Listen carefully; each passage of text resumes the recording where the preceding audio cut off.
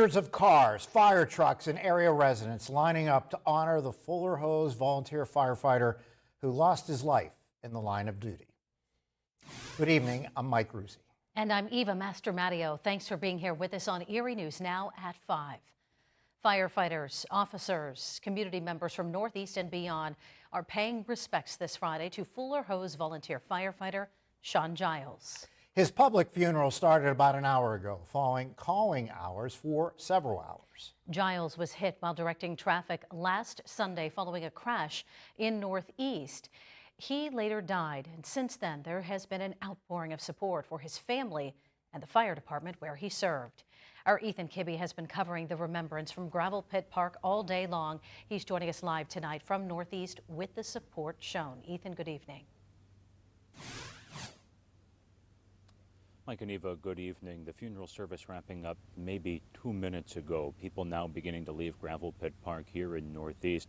An hour-long service, but truly a week of mourning, especially today, mourning the loss of Shawn Giles.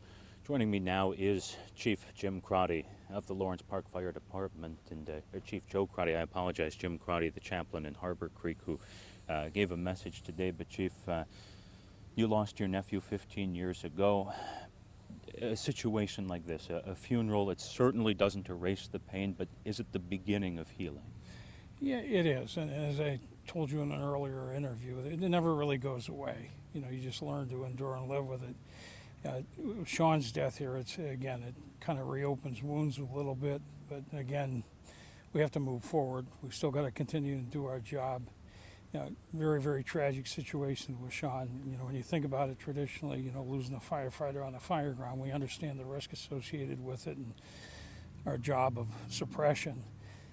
This is something that's really frustrating. It really is, you know, and there's no real easy fix. I had mentioned earlier maybe a push for, you know, stronger punitive action taken for non-compliance to the pullover laws and whatnot, but it never really goes away.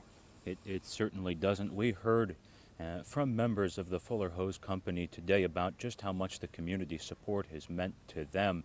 Here's what they had to tell us about how that's buoyed them during an especially difficult week. You know, the department is right now being held up by the fire family, the community, you know, Northeast and all of Erie County. You can't keep up with the amount of people sending their thoughts, their prayers, their condolences. And Chief, all week you told us that you expected a huge turnout here. You talked about the fire family that always looks out for its own, but it's one thing to say it, it's another thing to see it. And when you saw hundreds of firefighters here today, what was that like? Well, again, you know, it's pleasantly consistent in the fire service. You know, I had mentioned earlier that, you know, we go down to the fallen firefighters, and there's firefighters throughout the United States and thousands of firefighters that faithfully go to honor their brother and sister firefighters each year.